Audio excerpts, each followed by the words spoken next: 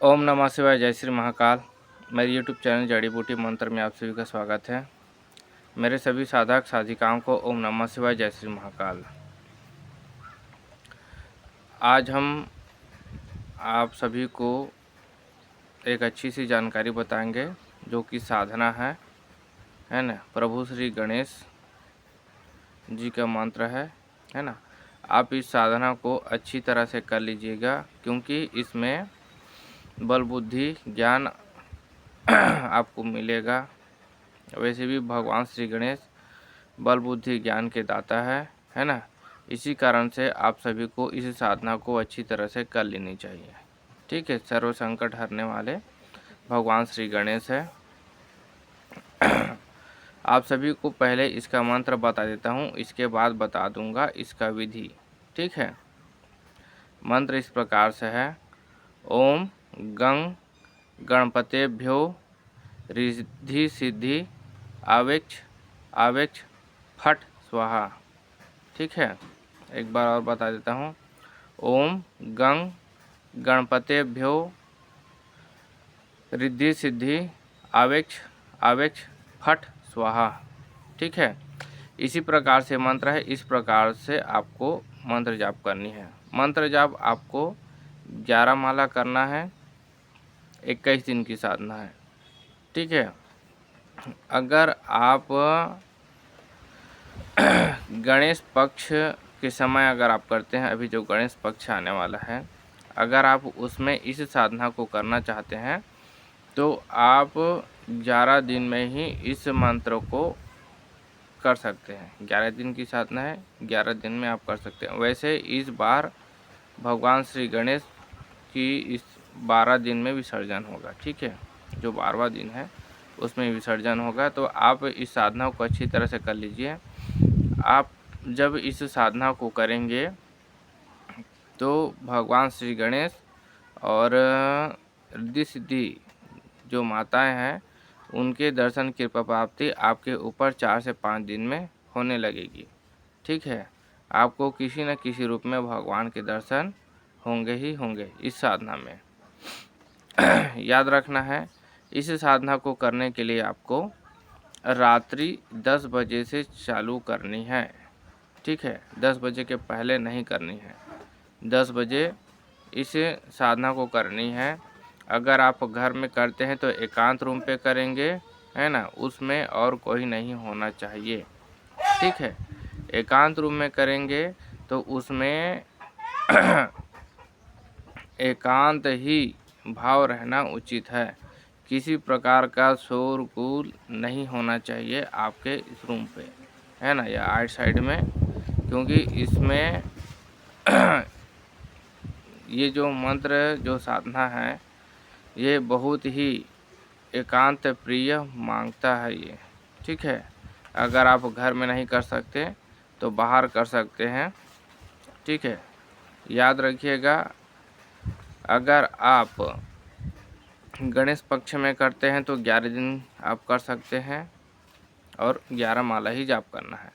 अगर आप अन्य दिन करते हैं तो 21 दिन करना है और दिन बुधवार या गुरुवार से इस साधना को प्रारंभ कर सकते हैं। ठीक है, दोनों में से किसी भी एक दिन आप इस साधना को कर सकते हैं।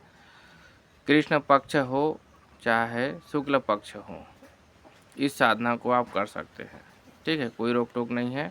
रुद्राक्ष माला लेनी है, दिशा उत्तर रहेगा, लाल आसन, लाल लपेटा और भगवान श्री गणेश को लाल कपड़े में ही स्थापना करना है। ठीक है, आपको मूर्ति ले लेनी है या उनका फोटो भी चलेगा। ठीक है, इसमें ब्रह्मचर्य का पूर्ण पालन करना है, जिससे कि साधना खंडित ना हो, है ना। इसमें भगवान श्री गणेश थोड़ा समय लगाते हैं, लेकिन रिद्धि सिद्धि माताएं समय बिल्कुल भी नहीं लगाते। ठीक है,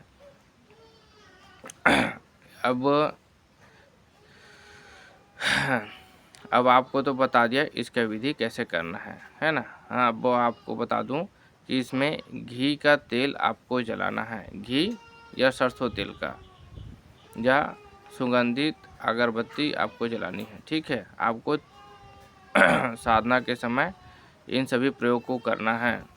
सुरक्षा घेरा लगा लेनी है। वैसे तो इसमें सुरक्षा घेरा का उतना महत्व नहीं रहता है, क्योंकि ज़रूरत ही नहीं पड़ता इसमें, है ना। इसमें कोई डरावना अनुभव होता ही नहीं है। लेकिन फिर भी अगर आप साधना सफल रहे अच्छे से, अगर आपकी साधना पूर्ण हो, अगर आप चाहते हैं तो आप इस साधना को करेंगे तो सुरक्षा घेरा लगा लेना है, ठीक है। अब आपको बता देता हूँ, अगर इस मंत्र का आपको अच्छा सा रिजल्ट चाहिए, ठीक है, तो आपको एक नारियल लेना है। एक नारियल में मौली धागा लपेटना है, ठीक है। 7 बार इसी मंत्र को जाप करते हुए 7 बार आपको लपेट लेनी है, ठीक है। याद रखना है, मौली धागा लपेटते समय 7 बार और 3 गांठ लगाते समय आपको 1 से 1.5 मिनट लगना चाहिए। उससे पहले नहीं, ना उससे ज़्यादा नहीं, 1 से 1.5 मिनट, ठीक है। तब तक आपको मंत्र जाप स्पीड से करते रहना है। याद रखना है, नारियल में नारियल का प्रयोग करते समय आपको मंत्र जाप स्पीड से करना है, ठीक है। अब इस नारियल का पूजा आपको कर लेनी है, दिया जला लेनी है, मंत्र जाप करते हुए अगरबत्ती जला लेनी है। उसके बाद सुबह या शाम को, बुधवार या जो गुरुवार को, किसी दूर कुएं में आपको इसी मंत्र को जाप करते हुए डाल देनी है, ठीक है। सरसों तेल का दिया उसमें जला देनी है, बस। मंत्र जाप आपका चलता ही रहेगा, घर से निकलने से घर से आने तक। आपको चप्पल नहीं पहनना है, ठीक है। किसी भी दिशा में हो चलेगा वो, ठीक। याद रखना है, जिस दिन अगर आप इसका प्रयोग करते हैं तो आपको उपवास रहना होगा, ठीक। आप दोनों प्रयोग कर लीजिएगा, दोनों ही अच्छा और कारगर है, ठीक है।